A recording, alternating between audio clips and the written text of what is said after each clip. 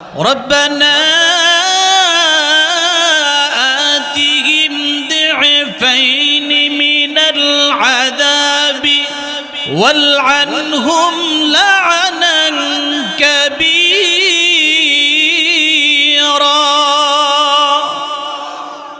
এমন একটা যুগ তোমাদের উপর আসবে, এমন একটা কাল, এমন একটা জামানা তোমরা সামনে পাবে। আমার উম্মতরা শোনো, ওই যুগটা পাওয়ার পর পৃথিবীর হাল, পৃথিবীর পরিস্থিতি, দুনিয়ার ব্যবস্থাপনা এত ভয়ঙ্কর হবে, এত খারাপ হবে। মানুষ তখন দুনিয়ার উপরে বেঁচে থাকার চাইতে মরে কবরে যাওয়াটাই ভালো হবে। কতটা দুঃখ আর কতটা কষ্টের রাসূল হাদিসটা বলেছেন। এমন একটা যুগ পৃথিবীতে আগমন করতেছে, এমন একটা যুগ আসবে তোমাদের উপরে। ওই যুগে তোমাদের বেঁচে থাকার চাইতে মরে গিয়ে কবরে যাওয়াই ভালো। যুগটা কোনটা? রাসূল বলেন ইমরাতাস সুফাহা। খেয়াল করেন, ইমরাতাস সুফাহা। অযোগ্য ব্যক্তিরা যখন নেতা হবে, অযোগ্য ব্যক্তিরা যখন তোমাদের লিডার হবে, অযোগ্য ব্যক্তিরা যখন তোমাদের নেতা হয়ে যাবে, তখন দুনিয়ার অবস্থা এত ভয়ঙ্কর হবে, সমাজের অবস্থা এত খারাপ হবে, ইউনিয়নের অবস্থা এত খারাপ হবে, উপজেলার অবস্থা এত খারাপ হবে, রাষ্ট্রের অবস্থা এত খারাপ হবে। দুনিয়ায় তোমাদের প্রতিদিনই আফসোস হবে যে যদি মরে যাইতাম, বেঁচে থাকার যাতে মরে যাওয়াই আমাদের জন্য ভালো ছিল। প্রত্যেক দিন পত্রিকা দেখলে দেখেন অমুক জায়গায় মানুষ মার্ডার আছে না। আজকের খবর, রায়পুরা বাকরনগরে একজনকে কুবায় মারছে। বয়োজ্যেষ্ঠ মুরব্বী মানুষ, বয়স প্রায় 70-এর কাছাকাছি। দোকানপাট বন্ধ করে বাড়িতে ফেরার পথে রাস্তায় কে যেন তারে কুবায় মেরে ফেলছে। পরিবারের কেউ বলতে পারে না পূর্বে কোনো শত্রুতা আছে কিনা। এ মুসলমান, মানুষকে খুন করাটা কত মামুলি, কত স্বাভাবিক দেখেন। এটা একটা আমাদের এলাকা থেকে আজকের খবর বললাম। প্রত্যেক দিন পত্রিকা বা অনলাইনের মাধ্যমে দেখতে পাই রাস্তার মধ্যে ওপেন মানুষকে মানুষ কুবায়া মারতেছে। কেউ পাশে দাঁড়ায় না, কেউ তাকে উদ্ধার করতে যায় না, রক্ষা করতে যায় না। ঠিক না? ঠিক না? কারণ কি? কারণ হলো রাসূল বলেন কিয়ামতের পূর্বে সবচেয়ে ভয়ঙ্কর যে বিষয়টা হবে, রাসূল বলেন ইমরাতাস সুফাহা। অযোগ্য ব্যক্তিরা তোমাদের লিডার হবে, অযোগ্য ব্যক্তিরা তোমাদের নেতা হয়ে যাবে। সবচেয়ে খারাপ মানুষগুলো তোমাদের নেতা হয়ে যাবে। যোগ্য লোকের কোনো মূল্য থাকবে না, ভালো মানুষের মূল্য থাকবে না, ভালো মানুষের চেয়ার থাকবে না। অযোগ্য লোকেরা চেয়ার দখল করে নেবে। মসজিদ, মাদ্রাসা, স্কুল, কলেজ, ভার্সিটি, এমনকি থানা, উপজেলা, এমনকি রাষ্ট্রপ্রধান থেকে শুরু করে সব সেক্টরের ভিতরে অযোগ্য লোকেরা দখল করে নেবে। যোগ্য লোকদের মূল্যায়ন করবে না, শিক্ষিত লোককে মূল্যায়ন করবে না, আমলি মানুষকে মূল্যায়ন করবে না। খারাপ লোকদের নেতৃত্ব সমাজ দেশে প্রতিষ্ঠিত হয়ে যাবে। নবী বলেন তখন বেঁচে থাকার চাইতে মরে যাওয়াটাই ভালো হয়। কথা বলেন ঠিক কিনা? খুব খেয়াল করে কথাটা শুনেন। ভালো নেতা কারে কয়, মন্দ নেতা কারে কয় জানার দরকার আছে না নাই? শুনতেছেন কথা? এক হাদিসে আল্লাহ রাসূল বলেন আলা উখবিরুকুম বিখিয়ারি উমারাইকুম ওয়া শিরারিহিম। তোমাদের ভালো নেতা কারা, তোমাদের মন্দ নেতা কারা, খারাপ নেতা কারা, তোমরা হাদিস থেকে শিখে রাখো। নবী বলেন আমি তোমাদেরকে বলবো তোমাদের ভালো নেতাকে, মন্দ নেতাকে। আমি কিন্তু বানায়া কথা বলতেছি না। ১৫০০ বছর আগে আল্লাহ নবী বলেন আলা উখবিরুকুম সাহাবীরা, আমি কি তোমাদেরকে খবর দিব না, আমি তোমাদেরকে সংবাদটা জানাবো না ভালো নেতাকে, মন্দ নেতাকে। ভালো নেতা, মন্দ নেতা হাদিস থেকে শুনি, আমরা শিখে রাখি। জানার দরকার আছে? কথা বলেন, জানার দরকার আছে? ভালো নেতা তারা খিয়ারুকুম আল্লাযীনা তুহিব্বুনাহুম ওয়া ইউহিব্বুনাকুম।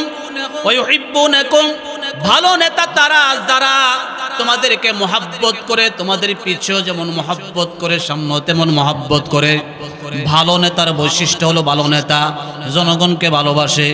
যা করে জনগণের জন্য করে, নিজের পেটের জন্য করে না, নিজের জ্ঞাতি গোষ্ঠীর জন্য করে না, নিজের পাড়ার জন্য করে না, নিজের গোষ্ঠীর জন্য করে না, স্বজন প্রীতি করে না। ভালো নেতারা জনগণের জন্য করে। ইউনিয়নের হাকিম যিনি প্রধান হবেন, চেয়ারম্যান হবেন, ইউনিয়নের জনগণের জন্য কাজ করে, জনগণকে মহব্বত করে, জনগণের জন্য কাজ করে, এবং জনগণ ও ইউনিয়নের চেয়ারম্যানকে মহব্বত করে। পিছনে যেমন মহব্বত করে, সামনে তেমন মহব্বত করে। আল্লাহর নবী বলেন শুধু মহব্বত করে ক্ষান্ত হয় না, বরং রাতের গভীরে ভালো নেতা রাতের গভীরে আল্লাহর দরবারে চোখের পানি ছেড়ে কান্না করে, মালিক একটা ইউনিয়নের দায়িত্ব আপনি আমাকে দিলেন, আমি একজন মানুষ, আমার পক্ষে ইউনিয়নের এতগুলো ভোটারের এতগুলো জনগণের হক আদায় করা 100 থেকে 100% তাদের হক আদায় করা আমার পক্ষে সম্ভব না। রাতের গভীরে আল্লাহর দরবারে জনগণের জন্য দোয়া করে, আল্লাহ আমি যতটুকু চেষ্টা করেছি, যতটুকু সাধ্য আছে চেষ্টা করেছি, যতটুকু সম্ভব তাদের জন্য করেছি, বাকিটা আপনি করে দেন। জনগণের জন্য নেতা দোয়া করে, জনগণ নেতার জন্য দোয়া করে। এবার বাড়ি চালান দিয়া দেখেন তো এমন একজন নেতা আমাদের দেশে আসেনি যে নেতাও জনগণের জন্য কান্না করে আল্লাহর কাছে চায়, জনগণ নেতারে আরো হায়াত বাড়ায় দর্জন আল্লাহর কাছে চায়। এমন নেতা আছে? কথা কোন আছে? জনগণ কে মরে না করে যাইলে লাইছে আমাদের দেশে, কথা কোন কয় না হ্যাঁ রায়পুর যাইলে লাইছে মরলে ইন্না লিল্লাহর জাকাত কি কয়? আলহামদুলিল্লাহ। মরলে কি কয়? আসলে ইন্না লিল্লাহ করার দরকার ছিল, দোয়া করার দরকার ছিল, মরার দোয়া পড়ে না। আগুন জ্বালাই দিছে জনগণরে। সমাজ মহল্লাতে যত টাকা সরকারের ঘর থেকে আয় এই সব এর দল বলল খাইয়া লিছে, জনগণকে দেয় না। করোনার সময় কোটি কোটি টাকা খাইছে না রাস্তাঘাটের টাকা, গম, রিলিফের কাঠ মার যা আছে, তাহলে সে হারা দিকে পরিচিত বংশের আত্মীয় মুক্তিযোদ্ধা না বানায়া মুক্তিযোদ্ধা, ভুয়া মুক্তিযোদ্ধা বানায়া ফ্ল্যাট বরাদ্দ, চাকরি বরাদ্দ আছে না এই দেশে। ভালো নেতার আলামত হলো, ভালো নেতা যিনি হবেন, সৎ নেতা যিনি হবেন, হাদিসে রাসূল বলেন তুহিব্বুনাহুম, তোমরা তাকে মহব্বত করো, সেও তোমাদেরকে মহব্বত করে, তোমরা তার জন্য দোয়া করো, সেও তোমাদের জন্য দোয়া করে। এটা হলো ভালো নেতার আলামত। আর মন্দ নেতার আলামত কি দেখো, শিরারহুম আল্লাযীনা তাবগুদুনহুম ওয়া ইয়াবগুদুনাকুম তালআনুনহুম ওয়া ইয়ালআনুনাকুম। খারাপ নেতার আলামত হলো, খারাপ নেতা তোমাদেরকে দেখলোই চোখটা গরম হয়ে যায়, দেখতারে না, জনগণের দেখতারে না। যখন কোনো কামের জন্য গেলে বেশকিদা ইউনিয়ন পরিষদ থেকে বের করে দেয়, এত বের করি না, প্যারাবিরি করি না, তিক্ত ভাষায় ব্যবহার করে, আছে না? আরে কথা কোন আছে না নাই? জনগণের চেহারাটা ভালো লাগে না, তবে খুব গুসা, খুব রাগ, জনগণের প্রতি তার কোনো ভালোবাসাই নাই, জনগণ তারে ভালোবাসে না, জনগণ তারে মহাব্বত করে না, ঘৃণার নজরে দেখে, বুকজ করে, গুসা রাখে। সেও জনগণকে লানত দেয়, জনগণ তারে লানত দেয়, এর উপরে ঠাড়া পড়তারে না, কত ঠাড়া দি পরে, কত কন করে লানত দে, অভিশাপ দে, ঠাড়া দি কত আন্দা পরে, গাছ ফেরা জায়গা এটা ফেরা জায়গা এর একটা করে বদদোয়া দেয়, লানত দেয় আর অভিশাপ দেয়। রাসূল বলে, আমি কি বানায় কইতেছি না হাদিস বলতেছি, ১,৫০০ বছর আগে বলেছেন এমন কিছু নেতার আবির্ভাব হবে, জনগণও তারে লানত দিবে, সেও জনগণকে লানত দিবে, সে জনগণের প্রতি বিদ্বেষ ছড়াবে, জনগণও তার প্রতি বিদ্বেষ ছড়াবে। এই নেতা হলো খারাপ নেতা, এর দ্বারা সমাজ আর দেশের কোনো কল্যাণ হতে পারে না। কথা বলেন ঠিক কিনা? ঠিক কিনা ভাইরা আমার, বন্ধুরা আমার, এমন নেতা যারা স্বার্থের জন্য এমন নেতাদের পিছনে দৌড়ায়, এদেরকে ফলো করে, এদের পিছনে আমার নেতার চরিত্র ফুলের মতো পবিত্র, যদিও নামাজ পড়ে না, এক ওয়াক্ত ঘুমাইতে ফজর রক্ত আছে না এমন নেতা। এই বুয়া নেতার পিছনে যারা দৌড়ায়া নেতার দল বাড়ি করে, রাসূল বলে কিয়ামতের ময়দানে আমি রাসূল হাউজে কাউসারের পিয়ালা লয়ে দাঁড়ায় থাকবো আমার উম্মতকে পান করানোর জন্য। এমনই দৌড় দেবে এক দল নেতা আর তার নেতার অনুসারীরা, আয়সা বলবে আমাদেরকে পানি পান করেন। রাসূল বলে দূর হ, আমার কাছে তোদের কোনো হাউজে কাউসারে পানি নাই, কারণ তারা দুনিয়াতে বহু জুলুম করেছ, বহুত অত্যাচার করেছো। জালেম নেতাদের সাপোর্টকারী যারা হবে তারাও রাসূলের হাউজে কাউসার থেকে পানি পান করতে পারবে না। জোরে চিল্লায় এখন নাউজুবিল্লাহ। আর এই মিথ্যুক বাটপার সিটার জনগণের মাল আত্মসাৎকারী ধোঁকাবাজদেরকে যারা সাপোর্ট করবে, নবীর সুপারিশও পাবে না, নবীর হাউজে কাউসার থেকে তাদের জন্য পানিও নসিব হবে না। জোরে চিল্লায় এখন নাউজুবিল্লাহ। এবং কোরআনে আল্লাহ আর বলছেন, وقالوا إنا أطعنا سادتنا وكبراءنا فأضلونا السبيل।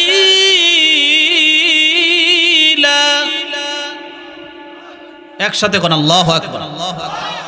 ربنا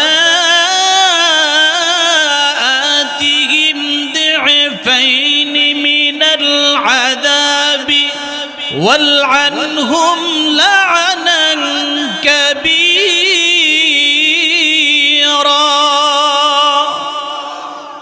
কিয়ামতের ময়দানে যারা ভক্তবৃন্দ পিছনে পিছনে নেতার সামসামি করত, নেতার দল ভারী করত, আমার নেতার চরিত্র ফুলের মতো পবিত্র বলতো, এডিরে যখন জাহান্নামের দারোগারা, জাহান্নামের মোহনী হোক, এমনি কেউ আল্লাহ জাহান্নামে তো হলাই দিব। আমাদের একটা আবদার, ইন্না আতা'না রাব্বানা, গো আমাদের প্রতিপালক, ইন্না আতা'না সাদাতানা ওয়া কুবরা'ানা, আমরা আমাদের নেতাদেরকে ফলো করতাম, অনুকরণ করতাম, অনুসরণ করতাম।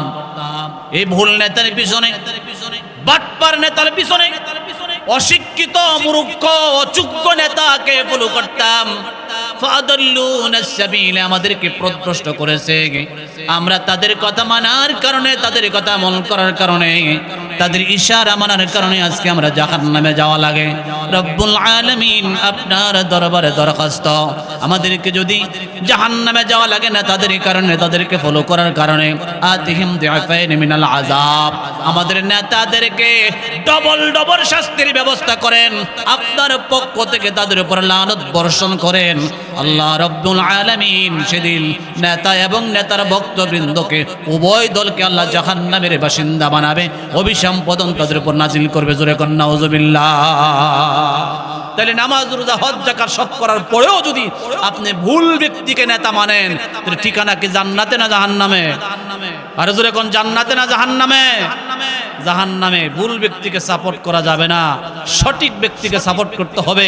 আর সঠিক ব্যক্তি যদি আমাদের ইউনিয়নের চেয়ারম্যান হয়, একটা ভালো মানুষ যদি মেম্বার হয়, একজন ভালো মানুষ যদি আমাদের এমপি হয়, একজন দিনদার মানুষ যদি সংসদ পার্লামেন্টে যদি বসে যায়, সেই জায়গায় যদি নির্বাচিত হয়, তাহলে আমাদের দেশের উন্নয়ন হবে, সমাজের উন্নয়ন হবে, রাষ্ট্রের উন্নয়ন হবে, ভালো মানুষ থেকে ভালো কিছু প্রকাশিত হবে। কথা বলেন ঠিক কিনা? ঠিক কিনা?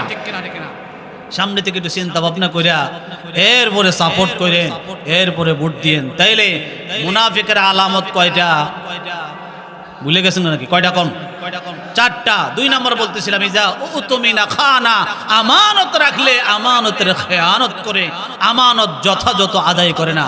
আমাদের মধ্যে অনেকের বদভ্যাস আছে, আমরা আমানত যথাযথ আদায় করি না, পাওনাদারের পাওনা দেয় না। কেউ আসেনি সমাজে? এক দোকানে বাকি খায়া 10,000 টাকা বাকি জমায়া হালকাতার সিডি 3 বার করে আসে বাড়িতে যায় না। ওই দোকানে বাকি 10,000 খায়া দোকান ওই সাইডে দিছে, রাস্তা ওই সাইডে দিছে, আরেক দোকান থেকে নতুন করে বাকি খায়। আসে না এমন লোক? বাড়িতে টাকার জন্য লোক পাঠাইলে খাতার ভিতরে ঘুমায় সেরা ফুলার দিয়ে আব্বাই বাইত না, ঘরে ঘুমাই দিছে। আসে না এমন? বহুত লোক এমন আছে। কয়েকদিন আগে একজন লোক বললো, আমি এই রিখে তো পানি দিই, একটা সেলো মেশিন চালায়া এই বলকটা আমি করি, কয়েকখানি খেয়ে দেখানে আছে, এটা পানি দিই। গত সিজনে পানি দিছি, পানির টাকা পাও না, ধান খায় লাইছে, আবার ধান লাগাই লাইছে, আমার পানির টেয়ারা পর্যন্ত দিছে। আসে না এমন লোক? বহুত লোক এমন আছে, আমানতের টাকা দেয় না, পাওনাদারের পাওনা ঠিক মতো আদায় করে না। আল্লাহ রাসূল বলেন, ওয়ালিয়ুদ্দি আমানাতাহু, যে ব্যক্তি প্রকৃত ইমানদার হবে, প্রকৃত মুমিন হবে, আল্লাহ এবং তার রাসূলকে যদি কেউ ভালোবাসতে চায়, তার ভিতরে গুণটা থাকা লাগবে। এই গুণ আমানতদারি থাকতে হবে, আর আমানতদারি না থাকলে তার ভিতরে মুনাফিকি ঢুকে যাবে। জোরে কোন নাউযুবিল্লাহ। মুনাফিকের দ্বিতীয় নম্বর আলামত হলো আমানতের খেয়ানত করে। আর আমানতের খেয়ানতকারী লা ঈমান লিমান লা আমানাতা লা, আমানতদারি যার ভিতরে নাই তার ঈমানও ঠিক হয় নাই। 3 নম্বর মুনাফিকের আলামত, ইজা আহাদা গদারা, ওয়াদা দিলে ওয়াদা নষ্ট করে, ওয়াদা ঠিক রাখে না, খালি ওয়াদা দেয়, নির্বাচনী ওয়াদা। আমার সাভার মসজিদে একজন এমপি, ওনাকে আনার জন্য আমাদের বহু টাকা খরচ হয়েছে, ওনার নামে একটা নেম প্লেট করা হয়েছে, এমপি মহোদয়ের নামে একটা নেম প্লেট করা হয়েছে। ওনার সঙ্গপঙ্গ দল বলে এসে এক বেলা আমাদের এখানে খাওয়া দাওয়া করেছে। এমনকি আমি যখন খুতবা দিলাম জুমার দোয়াটা পর্যন্ত মাইকটা আমার কাছে নিয়ে উনি নিজে দোয়া করছে। আমরা বড় আশাবাদী ছিলাম মসজিদটা করে দিবে।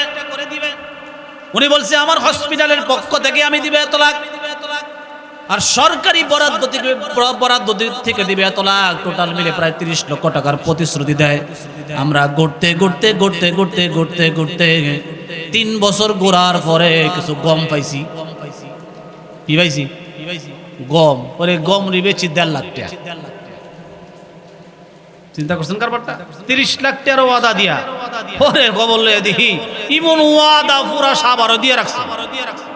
20 লাখ 30 লাখ 40 লাখ ওয়াদা আর ওয়াদা। ওয়াদা দিতে টেয়া লাগে না। রাসূল বলেন ইজা আহাদা গাদারা, ওয়াদা দেয় আর ওয়াদা খেলাফ করে, এটা হলো মুনাফিকের 3 নাম্বার আলামত। আপনারা যারা ওয়াদা দেন খালি এমনি হাজার হাজার ওয়াদা দিয়ে অভ্যাস হয়ে গেছে, এটা অনেকের বদ অভ্যাসে পরিণত হয়েছে। ওয়াদা দেওয়ার আগে চিন্তা করে ওয়াদা দিতে হবে, ওয়াদা পূরণ করতে পারবেন কিনা। কি বলেন, কথা ঠিক না? ঠিক না? মুনাফিকের 3 নম্বর আলামত। 4 নম্বর আলামত ইজা খাসামা ফাজারা, যখনই ঝগড়া হয় তখনই গালি গালাজ করে। আমাদের অনেকের বদ অভ্যাস এটা আছে, ঝগড়া করলে গালি দেয়, মুখে কোনো ভাষা নাই, শুধু গালি আর গালাজ। বড় ভাইকে গালি দেয়, ছোট ভাইকে গালি দেয়, চাচারে গালি দেয়, মারে গালি দেয়, বাপেরে গালি দেয়, বন্ধুরে গালি দেয়। যার সঙ্গে ঝগড়া হয় তাকে নিকৃষ্ট ভাষায় গালি গালাজ করে। বলেন তো মুসলমান, আজকে সমাজ গ্রামে গালিটা কি বলিতে পরিণত হয়েছে না? গালি এখন বলিতে পরিণত হয়ে গেছে। মনে হয় এটা একটা কথা, কথাই কথায় মানুষকে মানুষ গালি দেয়, হাসি ঠাট্টার ভিতরে গালি দেয়, মার নাম তুলে গালি দেয়, বন্ধু বন্ধুরে গালি দেয়। এই গালি গালাজ করে এটা মুনাফিকের আলামত। মা কানা নবী সাল্লাল্লাহু আলাইহি ওয়াসাল্লাম লাআনান ওয়ালা ফাহিশান ওয়ালা মুতাফাহিশান। আল্লাহ রাসূল জিন্দেগীর ভিতরে কোনোদিন কাউকে লানত দেয় নাই। আল্লাহ রাসূল জিন্দেগীর ভিতরে কোনোদিন অভিশাপ দেয় নাই।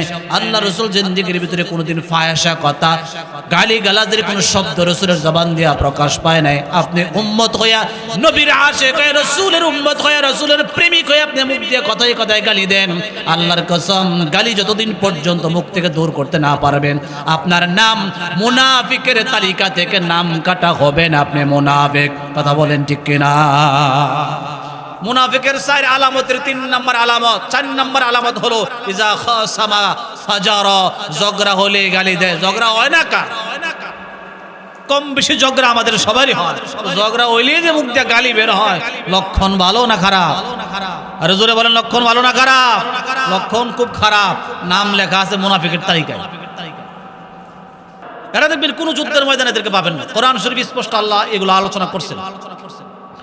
وَإِذْ يَقُولُ الْمُنَافِقُونَ وَالَّذِينَ فِي قُلُوبِهِم مَّرَضٌ مَّا وَعَدَنَا اللَّهُ وَرَسُولُهُ إِلَّا غُرُورًا إِذْ يَقُولُ الْمُنَافِقُونَ وَالَّذِينَ فِي قُلُوبِهِم مَّرَضٌ। মুনাফিক এবং যাদের অন্তরে রোগ, জাহেরে প্রকাশ্যে ইমানদার, ভিতরে রোগ, এরা হলো প্রকাশ্যে মুমিন দাবি করে, ভিতরে রোগ। কথা কোন ঠিক কিনা? ঠিক না? কি কইতো তারা? আল্লাহ তাদের ভিতরের কথা প্রকাশ করছেন আয়াতে। রাসূল তো জানতেন না, আল্লাহ তাদের ভিতরের গুমুর ফাঁস করছে আয়াত নাযিল করে। তাদের ভিতরে রোগ, ফি কুলুবিহিম মারাদ, তাদের অন্তরে রোগ থাকার কারণে তারা গিয়া বলতো, আসলে আমাদেরকে যে ওয়াদা দিয়া যুদ্ধের ময়দানে নিয়ে আসে মুহাম্মদুর রাসূলুল্লাহ, বিপদ তো হলাই দিছে। কোন যুদ্ধে? কিতাবে উল্লেখ করেছেন বদরের প্রান্তরে, পবিত্র মাহ রমাদানে, মাহ রমজানের মাঝামাঝি টাইম, রমজানের মাঝামাঝি টাইমে রোজারত অবস্থায় মাত্র 313 জন সাহাবী, কাফের হলো 1000। মুসলমানদের কারো হাতে কোনো অস্ত্র নাই, তারা সবাই নিরস্ত্র, খালি হাত। কাফের হলো সশস্ত্র, 1000 কাফের, প্রত্যেকের হাতে অস্ত্র আছে। মুসলমানদের কোনো ট্যাঙ্ক নাই, কামান নাই, গোলা নাই, তারা পায়ে হাইটা। আর তারা ট্যাঙ্কের উপরে সোয়ার, মানে তৎকালীন যুগের উটের উপরে, ঘোড়ার উপরে সোয়ার হয়ে 1000 কাফের মুসলমানদের বিরুদ্ধে আসছে। উহুদের প্রান্তরে 1300 মাত্র, উহুদের প্রান্তরে মাত্র 700 মুসলমান, আর কাফের হলো 3000। কাফের কয় হাজার? মুসলমান নিরস্ত্র, কাফেররা সশস্ত্র। আল্লাহর নবী বলে, সাহাবীরা মক্কা থেকে মদিনায় হিজরত করা লাগবে। একদল সাহাবী জীবন বাজি রেখে, সন্তান স্ত্রীকে ফেলে রেখে মক্কা ছেড়ে মদিনায় হিজরত করেছে। সাহাবীরা হাফসা দেশে হিজরত করা লাগবে, বাড়িঘর ছেড়ে রাসূলের কথা, রাসূলের প্রেম অন্তরে লালন করে হাফসাতে হিজরত করেছে। হিজরতে গিয়ে, যুদ্ধের ময়দানে গিয়ে ওই একদল কাফির মুনাফিক যারা মুসলমানদের সঙ্গী ছিল কিন্তু তাদের ভিতরে রোগ, তারা বলতো, আমাদের ঘরে পুরুষ লোক নাই, আমাদের সন্তানাদিরা অনিরাপদে আছে, বাড়িঘরগুলো শত্রুরা নিয়ে যাচ্ছে। ইয়া রাসূলুল্লাহ, ইয়া হাবিবাল্লাহ, আপনি আমাদেরকে অনুমতি দেন আমরা বাড়ি চলে যাই। যুদ্ধ আপনি তাদেরকে নিয়ে করেন, আমাদেরকে ছুটি দিয়ে দেন, আমরা বাড়িতে চলে যাই। আল্লাহ কয় এগুলা মুনাফিক। এই মুনাফিকরা রাসূলের দরবার থেকে পালাতে চায়। তারা যুদ্ধ দেখলে নিজেদেরকে আস্তে করে লেজ গুটে বাড়িতে যাইতে চায়। একটা মুমিন না, এই যুদ্ধের ময়দানে যারা পালায় তারা হলো এক নম্বরের মুনাফিক। কথা কোন ঠিক কিনা? এই যুগে এসেও যারা আমার রাসূলকে গালি দেওয়ার পরে, আমার রাসূলকে ব্যঙ্গ করার পরে, আমার রাসূলকে খাটো করার পরে একদল কওমি মাদ্রাসার উলামায়ে কেরাম যখন রাসূলের পক্ষে দাঁড়ায়, তারা যখন আমাদের পক্ষে না দাঁড়াইয়া, রাসূলের পক্ষে না দাঁড়াইয়া নূরা পাগলার পক্ষে সাফায় গায়, এগুলো হলো বর্তমান যুগের মুনাফিক। কথা বলেন ঠিক কিনা? ওই দলটা নূরা পাগলার পক্ষে কত যে মানে সাফায় গাইতেছে। নূরা পাগলা আল্লাহর ওলি আছিল, আর বাবা ছিল আল্লাহর ওলি বলে আছিল। কাবার প্রতীক বানায় কাবা যাইতে হবে, এর কাছে গেলে কাবা হওয়া যায়। নাউজুবিল্লাহ জোরে কও। আরো কত নিকৃষ্ট, তার আকীদা শুনলে পাগল হয়ে যাবেন আপনারা। খ্রিস্টানদের এজেন্ট, হাজার হাজার মুসলমানকে খ্রিস্টান বানায়। যে হাদিসটা বলতেছিলাম, সাহাবায়ে কেরাম রাসূলের ওযুর পানি নিয়ে টানাটানি করতেছিল। এমন টাইমে রাসূল বলেন, মুহাব্বত যদি আল্লাহকে করতে চাও, আমি রাসূলকে করতে চাও, ওযুর পানি নিয়ে টানাটানি করলে হবে না, 3টা গুণ অর্জন করতে হবে। বলেন কয় গুণ? 3 গুণ থাকলে তোমরা হবে প্রকৃত রাসূলের আশিক, প্রকৃত আল্লাহর আশিক। এ মুসলমান, মিথ্যা কথা বললে 1 নম্বর রাসূল বলেছেন, ইজা হাদাসা কাযা, ইজা যখনই তুমি কথা বলবা সত্য বলবা, মিথ্যার আশ্রয় নিবে না। এটা হলো 1 নাম্বার। ইজা সাররাহু মান সাররাহু আইয়ুহিব্বাল্লাহু ওয়া রাসূলুহু ফালিয়াসতুক হাদিসা। যখনই কথা বলবা সত্য বলবা। তাহলে কথা বললে যদি সত্য বলতে হয়, আর সত্য বললে যদি রাসূলের আশিক হওয়া যায়, তাহলে একসাথে সকলে বলেন তো দেখি, আমরা সত্য বলে পবিত্র হয়ে এই পবিত্র জবান দিয়ে রাসূলের মহব্বত প্রকাশ করতে চাই না? চাই না? আরো জোরে বলেন, চাই কিনা? চাই না? মিথ্যা বললে, হাদিসটা মনে আছে কিনা, মিথ্যা বললে মুখ থেকে দুর্গন্ধ বের হয়। মিথ্যা বললে কি হয়? যার মুখ থেকে দুর্গন্ধ বের হয়, যার নারীর ভিতর থেকে দুর্গন্ধ বের হয়, যার পেটের ভিতর থেকে দুর্গন্ধ, নিকৃষ্ট গন্ধ বের হয়, সে যতই বলুক আমি রাসূলকে ভালোবাসি, রাসূলের মহব্বত, আল্লাহর মহব্বত কি সুগন্ধ না দুর্গন্ধ? আল্লাহ এবং তার রাসূলের মহব্বতটা হলো পৃথিবীর সবচেয়ে সুগন্ধ। ওই সুগন্ধটা ওই দুর্গন্ধের ভিতরে থাকতে পারে না, ওই দুর্গন্ধের ভিতরে ঢুকতে পারে না। ভালো বোতলের ভিতরে ঘি রাখে, মধু রাখে, পচা বোতলও কি ঘি আর মধু রাখে? আল্লাহ এবং রাসূলের মহব্বত হলো সবচেয়ে দামি, ফ্রেশ, দামি পারফিউম। এটা কোনো পচা বোতলে, পচা পাত্রে রাখতে পারে না। যার ভিতরে মিথ্যার গন্ধ আছে, তার ভিতরে আল্লাহ এবং নবীর মহব্বত ঢুকতে পারে। এজন্য ভাইরা আমার, বন্ধুরা আমার, নবীজি বলেছেন ফালিয়াসতুক হাদিসা ওয়া ইজা হাদাসা। দ্বিতীয় নম্বর, ওয়ালিওয়াদ্দি আমানাতাহু ইজা উতমিনা। তোমরা যদি আল্লাহ এবং রাসূলকে মহব্বত করতে চাও, তাইলে আমানতদারি যথাযথ আদায় করে। বুখারী শরীফ থেকে 8 জায়গায় হাদিসটা আসছে। আমি ছোট্ট একটা হাদিস শোনাই। আল্লাহর এক বান্দা আমানতদারি কতটা গুরুত্ব সহকারে আদায় করেছেন। আল্লাহর নবী একদিন সাহাবায়ে কেরামকে বয়ান করতেন। সাহাবীরা, বনি ইসরাইলের একটা লোক, সহি বিশুদ্ধ বর্ণনা, নিজের গ্রামের ভিতরে কিছু টাকার জন্য বহুত মানুষের কাছে গেলেন, ভাই আমাকে 1000 টাকা হাওলাত দেন। নিজের গ্রামে খুঁজে পাইলেন না, হাওলাত নেওয়ার মতো কোনো পরিবেশ পেলেন না, কেউ তাকে দেয় নাই। নিরুপায় হয়ে নৌকা দিয়ে নদী পার হয়ে নদীর ওপারে অন্য এক গ্রামের মধ্যে গিয়ে মানুষের কাছে ধারে ধারে ঘুরতেছেন। 1000 টাকা, 1000 স্বর্ণের টাকা, যেটা দিনার বলা হয়, 1000 টাকা তার প্রয়োজন।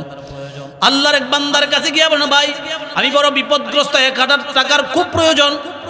আল্লাহর বান্দা বলে 1000 টাকা দিতে পারি, শর্ত হলো সাক্ষী লাগবে। তুমি যদি কাউকে সাক্ষী মানো, ঘটনাক্রমে যদি তুমি টাকা না দাও, কোনো কারণে যদি আমার সঙ্গে সাক্ষাৎ না হয়, তখন তো মোবাইল, ইমো আর মেসেঞ্জারের যুগ ছিল না, ইন্টারনেটের যুগ ছিল না, মোবাইলের ব্যবস্থাপনা ছিল না। আল্লাহর বান্দা বললেন, তুমি একজন সাক্ষী নিয়ে আসো, 1000 টাকা তোমার হাওলাত দেই। যেই লোকটা পাওনা নিতে চাই, অন্য গ্রাম থেকে গেছে, ওই লোকটা বলে, ভাই আমার সঙ্গে কোনো সাক্ষী নাই, কাফা বিল্লাহি শাহিদা, আল্লাহ সাক্ষী হিসেবে যথেষ্ট, আল্লাহকে সাক্ষী মেনে আমি টাকা নিতে চাই, আপনি আল্লাহকে সাক্ষী মেনে আমার 1000 টাকা হাওলাত দেন, আমি সময় মতো আপনার টাকাগুলো পরিশোধ করে দিব। আল্লাহর বান্দা বলে, সাক্ষী যদি না আনো তাইলে একজন কাফিল নিয়ে আসো, অথবা একজন ওকিল নিয়ে আসো, তোমার পক্ষে যে তোমাকে যদি না পাওয়া যায়, ওই লোকটাকে ধরলে যেন আমি টাকাটা আদায় করতে পারি। আল্লাহর বান্দা বলতেছে, কাফা বিল্লাহি ওকিলা, আল্লাহ আল্লাহ ওকিল হিসেবে আমাদের যথেষ্ট। আমার সঙ্গে কোনো উকিল নাই বা কোনো কফিল নাই, কাকে আমি আনবো? আপনি আল্লাহর উপর বিশ্বাস রেখে আমাকে 1000 টাকা হাওলাত দেন। শেষ পর্যন্ত আল্লাহর বান্দা 1000 টাকা হাওলাত দিলেন। 1000 টাকা হাওলাত দিয়ে নিজের গ্রামে চলে আসলেন নদী পার হইয়া। নির্ধারিত টাইমে আল্লাহর বান্দা টাকাটা পৌঁছানোর জন্য এসে নিজের প্রয়োজনগুলো মিটালেন। নির্ধারিত টাইমে টাকাটা নদী পার হয়ে ওই পারে পৌঁছানোর জন্যে 1000 টাকা ম্যানেজ করে নদীর পারে গেলেন। টাকাটা ওই পারে পৌঁছায় দিয়ে আসবে। নদীর পারে গিয়ে দেখেন নৌকা নাই, মাঝি নাই, নদী পার হওয়ার কোনো ব্যবস্থা নাই। কয়েক ঘন্টা পর্যন্ত অপেক্ষা করে পরে আফসোস করতে লাগলেন, টাকা যদি আমি সময় মতো পৌঁছায় না দেই, আল্লাহকে আমি সাক্ষী মানলাম, আল্লাহকে আমি ওকিল মেনে আল্লাহর দোহাই দিয়ে আমি টাকা নিয়ে আসছি, আল্লাহর নামের ইহানত হবে, আল্লাহর নামের বেহরমতি হবে, আমি কেমন করে টাকাটা পৌঁছাই? চিন্তায় পড়ে গেলেন। শেষ পর্যন্ত জঙ্গলার ভিতর থেকে একটা গাছের ডিম এনে গাছটা খোদাই করে ওই গাছের ডিমের ভিতরে টাকাগুলো ঢুকায়, কাঁচা টাকাগুলো ঢুকায়, উপর দিকে প্লাস্টার করে নদীর মধ্যে ভাসায় দিলেন। আল্লাহকে সাক্ষী রেখে, আল্লাহকে ওকিল মেনে নদীর ভিতরে ভাসায় দিলেন। আল্লাহ রাব্বুল আলামিন এই টাকাগুলো আস্তে আস্তে করে নদীর স্রোতের সঙ্গে ভাসায় নদীর পারে নিয়ে গেল। আল্লাহু আকবার। ঘটনা কিন্তু কোনো ছোট্ট কোনো কিতাবের না, বুখারী শরীফের ঘটনা। ওই আল্লাহর বান্দা সময় মতো টাকা না পাওয়ার কারণে, তার বাড়িতে টাকা না পৌঁছানোর কারণে নদীর পার পর্যন্ত খুঁজতে খুঁজতে চলে আসছে। তিনি নদীর পারে এসে দেখতেছে লোকটা আসতেছে কিনা। অনেকক্ষণ পর্যন্ত অপেক্ষা করেন, কোনো লোক দেখা যায় না, কোনো নৌকা দেখা যায় না। হঠাৎ করে তার দৃষ্টি পড়লো একটা বিশাল বড় গাছের ডিম। মনে মনে চিন্তা করলো, টাকা তো পাইলামই না, গাছের ডিমটা নিয়ে যাই বাড়িতে নিয়ে লাকড়ি কইরা কয়েকদিন লাকড়ি হিসেবে ব্যবহার করা যাবে, উপকার হবে। জঙ্গলার এই গাছের বড় ডিমটাকে কাদের মধ্যে উঠায় বাসায় নিয়ে গেল। সুবহানাল্লাহ। এগুলা কে করতেছে? আর জোরে বলেন, কে করতেছে? এই টাকা যে ওনার বাড়ি পর্যন্ত পৌঁছায় দিবেন তিনি কে? গাছের ডিম বাড়িতে নিয়ে গেলেন। যখনই কূপ দিয়ে কোরাল দিয়ে ফাড়লেন, ভিতর থেকে টাকার থলি বের হয়েছে। কই না দেখে 1000 চিঠি লেখা আছে, ভাই আমি নির্ধারিত সময় নৌকা না থাকার কারণে, মাঝি না থাকার কারণে নদী পার হতে পারি নাই, সশরীরে তোমার টাকাগুলো আমি পৌঁছে দিতে পারি নাই। আল্লাহকে সাক্ষী মেনে, আল্লাহকে ওকিল মেনে নদীতে ভাসায় দিলাম। আশা করি তুমি টাকাগুলো পেয়ে আল্লাহর শুকর গুজার করবে, আমাকে দোষী সাব্যস্ত করবে না। আল্লাহর বান্দা আল্লাহ পাকের শুকর আদায় করলেন। আল্লাহকে যদি কেউ ওকিল মানে, আমানতদারি যদি যথাযথ আদায় করে, তার ঈমান মজবুত হয়। আর এমন ঈমানদারের পক্ষে আমার আল্লাহ ওকিল হয়ে যায়। বলেন সুবহানাল্লাহ। কুড়ের উকিল যেমন আপনারে বাঁচাই দিতে পারে, রক্ষা করতে পারে, তো আল্লাহ যদি নিজে উকিল হয়ে যায়, আপনার পক্ষে সাক্ষী হয়ে যায়, আরো কোনো সাক্ষী দরকার আছে? আরে জোরে বলেন, দরকার আছে? আল্লাহকে যদি কাছে পেতে চান, তো আমানতদারি বড় এক নিয়ামত, অনেক বড় এক যোগ্যতা, অনেক বড় একটা গুণ। আজকে আমাদের সমাজে আমানতদারি নাই। আমানতদারি অত্যন্ত গুরুত্বপূর্ণ এক বিষয়। 3 নম্বর হাদিস শরীফে আল্লাহ রাসূল বলেছেন, ওয়ালি হুসিন জারা মান জাওয়ারাহু। এই 3টা কাজ তোমাদেরকে করা লাগবে যদি আল্লাহকে ভালোবাসতে চাও, রাসূলকে ভালোবাসতে চাও। আমি রাসূলকে ভালোবাসতে চাও, 1 নাম্বার সত্য কথা বলবা। 2 নাম্বার জিন্দেগির ভিতরে মিথ্যা কথা, 2 নাম্বার জিন্দেগির ভিতরে কোনোদিন আমানতের খেয়ানত করবে না, আমানতদারি আদায় করবা। 3 নাম্বার ওয়ালি হুসিন জারা মান জাওয়ারাহু। তোমার আশপাশে, আশপাশে যারা বাড়িঘর করছে, বলেন তো আপনারা যে বসবাস করেন, যে সমাজে বাস করেন, যে নয়াহাটি বসবাস করেন, যে করিমগঞ্জে বসবাস করেন, যে গ্রামে বসবাস করেন, যে এরিয়াতে বসবাস করেন, আশপাশে বাড়িঘর আছে না নাই?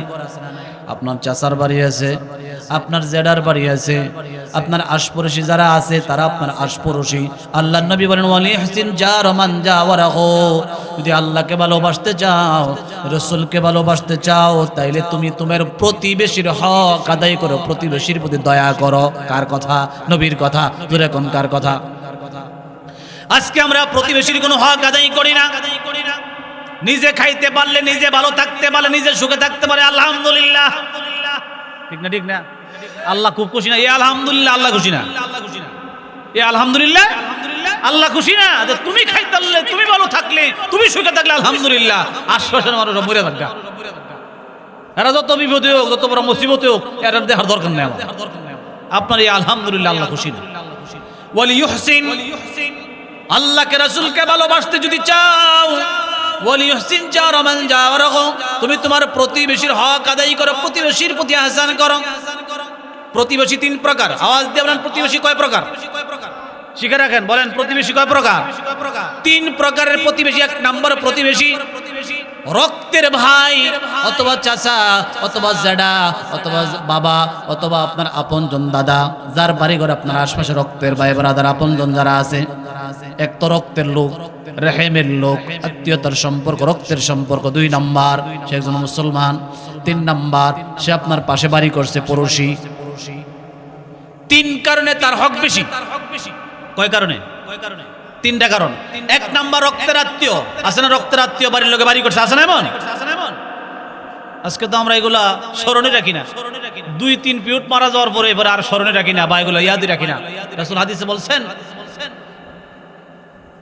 তাআল্লামু মিন আনসাবিকুম মা তাসিলুনা বিহি আরহামাকুম ফাইন্না সিলাতার রাহিমি মাহাব্বাতুন ফিল আহলি মাসরাতুন ফিল মালি মানসাতুন ফিল আথরি।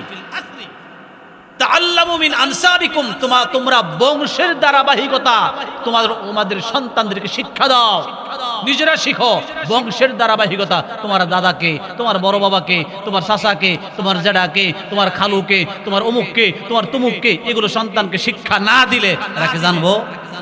কথা কোন জানবে? রাসূল হাদিসে এগুলো গুরুত্ব দিয়েছে।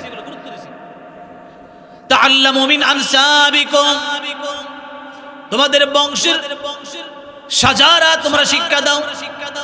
ফাইন্না সালাতার রাহমে মাহাব্বাতুন ফিল আহলি, বংশের সাজারা যদি তোমাদের জানা থাকে তাহলে পরস্পরের ভিতরে মহব্বত পয়দা হবে, সম্প্রীতি পয়দা হবে, বন্ধন পয়দা হবে, ভালোবাসা পয়দা হবে। মাসরাতুন ফিল মালে, আর আত্মীয়তার সম্পর্ক যদি জানা থাকে তাহলে অটোমেটিক আত্মীয় স্বজন আপনার বাড়িতে আসবে, আপনি আত্মীয় স্বজনের বাড়িতে যাবেন। এই আসা যাওয়ার দ্বারা, মিল মোহাব্বতের দ্বারা আল্লাহ রাব্বুল আলামিন তোমার ইনকামের ভিতরে লক্ষ লক্ষ হালাল টাকার বরকত দিয়ে দিবে। বলেন সুবহানাল্লাহ।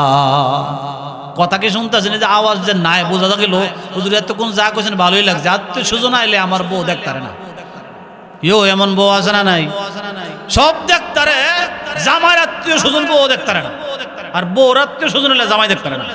কি কথা আছে না মিশা? আমরা এক বেলা নানলে সারাদিন জায়গা এটা এই ভেদা বিধি কাটা করবো। আর আইলে মুরগি আনো, গরু আনে, নান দয়, ভাল লাগে না। এই কষ্টর যুগ গেছে।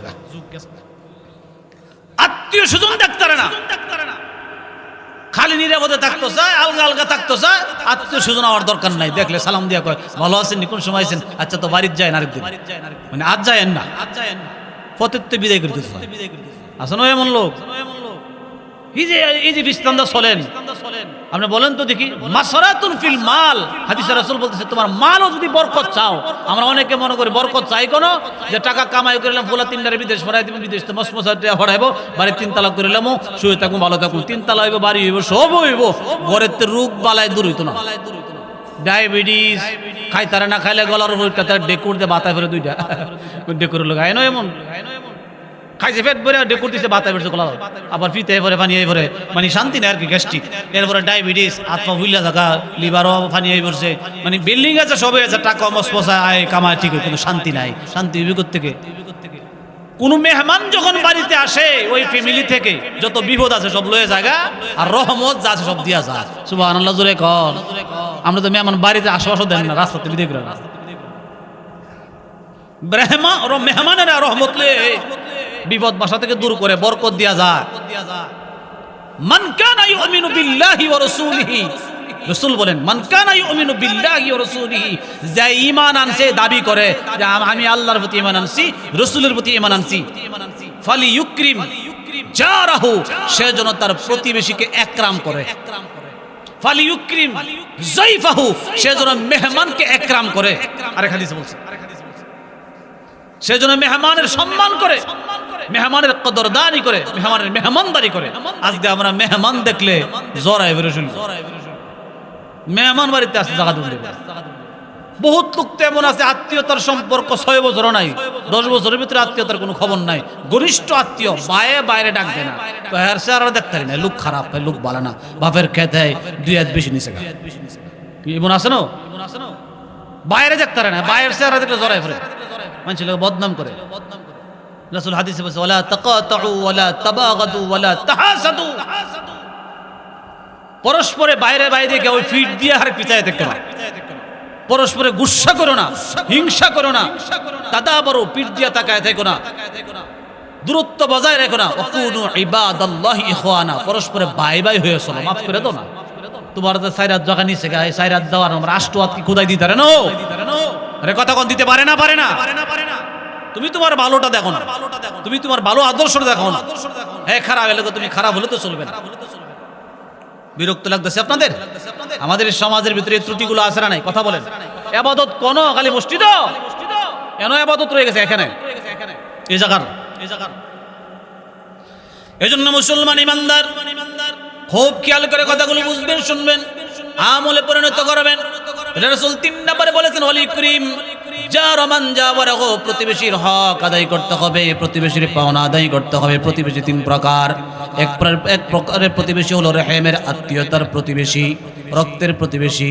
নবী হাদিসে বলেন লা ইয়াদখুলুল জান্নাতা, মক্তবের বাচ্চারা পর্যন্ত হাদিসটা জানে, লা ইয়াদখুলুল জান্নাতা কাতিউর রহিম, রক্তের সম্পর্ক ঘনিষ্ঠ আত্মীয় যারা বিচ্ছিন্ন করে আরামে বসবাস করে। নবী বলেন তোমার নামাজ রোজা হজ যাকাত যতই তুমি করো না কেন, জান্নাতে তোমার ঠিকানা হবে না। লা ইয়াদখুলুল জান্নাতা, জান্নাতে ঢুকবে না কাতিউর রহিম, রহিম মানে আত্মীয়, রক্তের আত্মীয়। রক্তের আত্মীয় বিচ্ছিন্নকারী আল্লাহর জান্নাতে জায়গা নাই, জান্নাতে প্রবেশ করবে না। জোরে আওয়াজ দিয়ে কর নাউজুবিল্লাহ। মারে ডাক দেয় না, বাবারে ডাক দেয় না, এর বন্ধুর বাহারে আব্বাড়া আসুন। বাবা কোন সময় আছেন? বন্ধু আইলে, বন্ধুর বউ আইলে, বন্ধুর বাপ মা আইলে খাসি মুরগি চিংড়ি ইলিশ যা আছে সবাই না মসমসায় বাজার করে। এর বাপের একদিন ভালো মন্দ রান্না খাওয়ায় তো মনসা না। আসুন এমন লোক। প্রতিবেশী 3 প্রকারের কথা বলতেছিলাম। প্রতিবেশী 3 প্রকারের মধ্যে 1 নাম্বার হলো রক্তের প্রতিবেশী, আবার মুসলমান, আবার সে বাড়ির লোকে বাড়ি করছে। এই জন্য 3 কারণে তার হক বেশি, তার হক আদায় করা। আর যে ব্যক্তি আত্মীয়তার সম্পর্ক বিচ্ছিন্ন করে রাখবে, সম্পর্ক রাখবে না, সে আল্লাহর জান্নাতে ঢুকতে পারবে না। জোরে কোন নাউজুবিল্লাহ। 2 নম্বর প্রতিবেশী, 1 নম্বর বললাম এটা, 2 নম্বর প্রতিবেশী হলো আপনার রক্তেরও না, গোষ্ঠীরও না, কিছু না, কিন্তু মুসলমান, আবার আপনার বাড়ির লোকে বাড়ি করছে। এই 2টা হক থাকার কারণে, 2টা কারণে তার হক 2 নম্বরে বেশি। 3 নম্বর সে মুসলমান না, হিন্দু অথবা খ্রিস্টান অথবা অন্য ধর্মের, কিন্তু আপনার বাড়ির লোকে বাড়ি করছে। তার প্রতিটি বিপদ আপদে তার পাশে থাকার কথা রাসূল তাগিদ দিয়েছেন। সুবহানাল্লাহ জোরে কও। প্রতিবেশীর এত গুরুত্ব, প্রতিবেশী যদি বেঈমান হয়, তুমি ভালো মন্দ রান্না করলে তার ঘরে খাবার পৌঁছাবে। আবার নে হিন্দু বাইত না গরু বসলে যান না, গাছ লাগায় না, এটা খায় না, এটা লয়ে যান। অন্য তো আর কি লাউ রানলে ইসা মাছ দেয়া অথবা পিঠা টিটা বানাইলে লয়ে যাবে, দিয়ে আসবে। এটা হাদিসে গুরুত্ব দেওয়া হয়েছে। প্রতিবেশীর হক আছে, রাসূল এত গুরুত্ব দিয়েছে প্রতিবেশীরে। আরো যদি গুরুত্ব দিত, রাসূল নিজে বলতেছেন যে আমি আর একটু গুরুত্ব দিলে প্রতিবেশী তোমার সম্পদের ওয়ারিশ হয়ে যেত। পোলায় যেমন ওয়ারিশে বাপের সম্পদের, প্রতিবেশী ওয়ারিশ হয়ে যেত। আমি একটু দুম দিছি দিকা রাসূল ওয়ারিশ বানায়। তাইলে 3টা প্রতিবেশীর 3 ধরনের হয়।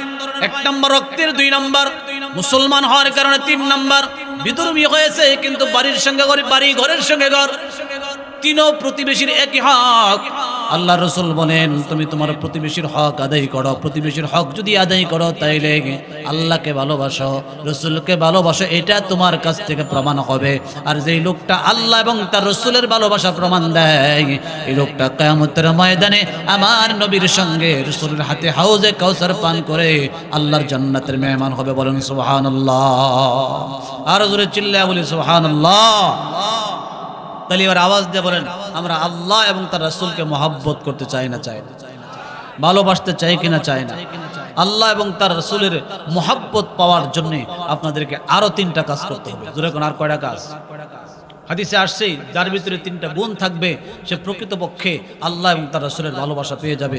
এর মধ্যে 1 নম্বর গুণ হলো যারা গভীর রাত্রে উঠে তাহাজ্জুদের নামাজ পড়ে, গভীর রাত্রে ওঠে। আল্লাহ এবং তার রাসূলের মহব্বতের যেহেতু কথা আসছে, এই জন্য প্রাসঙ্গিক কথাটা এখানে আলোচনার ভিতরে কিতাবে উল্লেখ করা হয়েছে। আল্লাহকে ভালোবাসার, রাসূলকে ভালোবাসার একটা উত্তম পদ্ধা, উত্তম পদ্ধতি হলো গভীর রাত্রে উঠে আল্লাহর দরবারে তাহাজ্জুদের নামাজ পড়ে সিজদায় যারা লুটে পড়ে, এই লোকগুলো আল্লাহর প্রিয় পাত্র হয়ে যায়। যেরকম সুবহানাল্লাহ।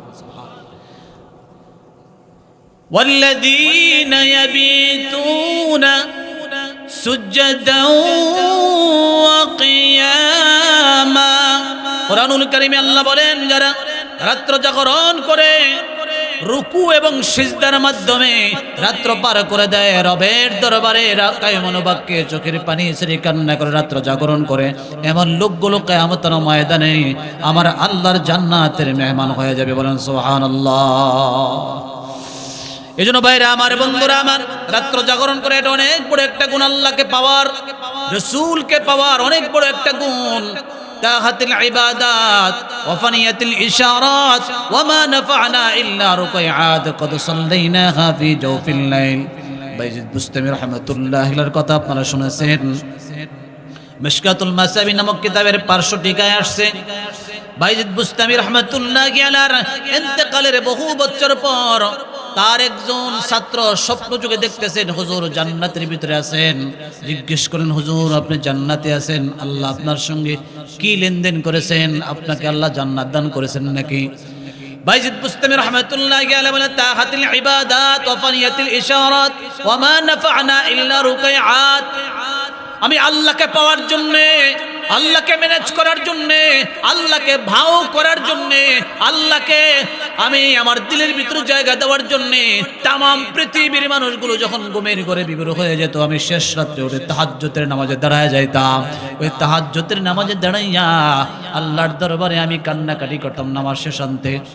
বাইজিদ বুস্তামি রাহমাতুল্লাহি আলাইহি বলেন, তাহাতিল ইবাদাত ওয়া ফানিয়াতিল ইশারাত ওয়া মা নাফা'না ইল্লা রুকাইআত কদ সাল্লাইনাহা ফি জাওফিল লাইল। আমার জীবনে যত ইবাদত করলাম, আমার জীবনে যত তাসবিহ তাহলিল আদায় করলাম, সবগুলো রিয়া যুক্ত হয়েছে, লৌকিকতা যুক্ত হয়েছে, মানুষকে দেখানোর জন্য হয়েছে। এগুলো আল্লাহর কাছে গ্রান্টেড হয় না, গ্রহণযোগ্য হয় না। তবে আমি কিছু ইবাদত এমন করেছি, ওয়ামা নাফা'না ইল্লা রুকাইআত, আমার উপকারে আসে নাই, তবে কয়েক রাকাত নামাজ আমার বড় উপকারে আসে, সেটা হলো তাহাজ্জুদের নামাজ। আল্লাহু আকবার জোরে কও। তাহাজ্জুদের নামাজের সময় কেউ দেখে নাকি? 5 ওয়াক্ত নামাজের আজান দিলে তো মানুষজন দেখে।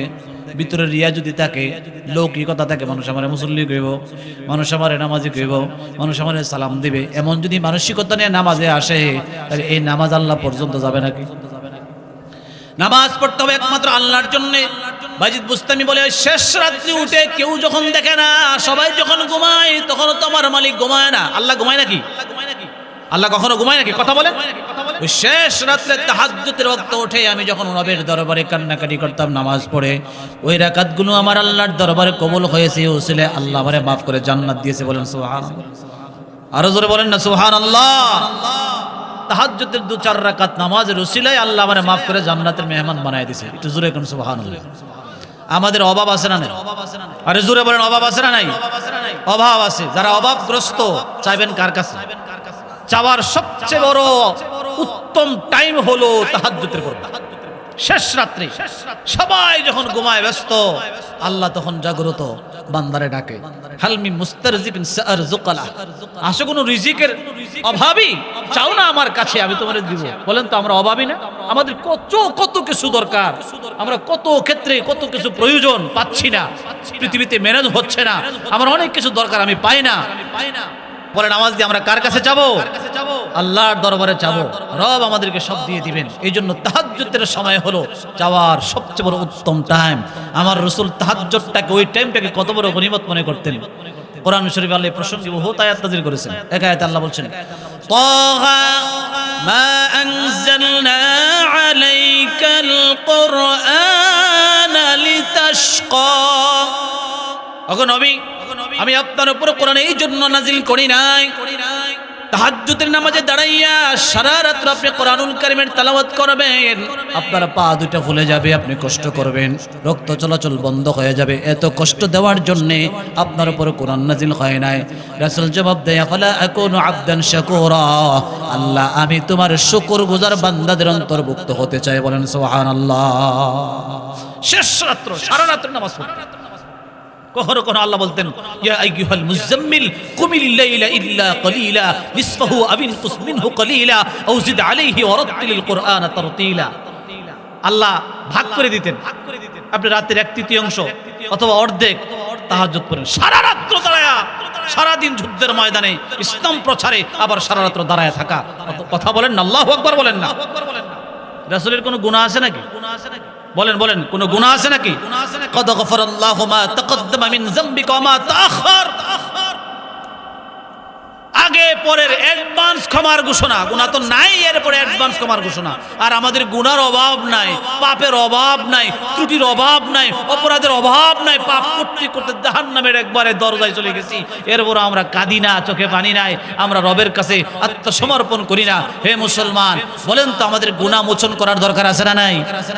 বিশেষ টাইম হলো শেষ রাত্রে তাহাজ্জুদের নামাজ পড়ে কান্না করেন, চাবেন যা পাবেন তা। গুনাহ থেকে পরিত্রাণ চান, সেই সময় উঠে কান্না করেন, আল্লাহ জিন্দেগীর গুনাহ মাফ করে দিবে। বলেন সুবহানাল্লাহ।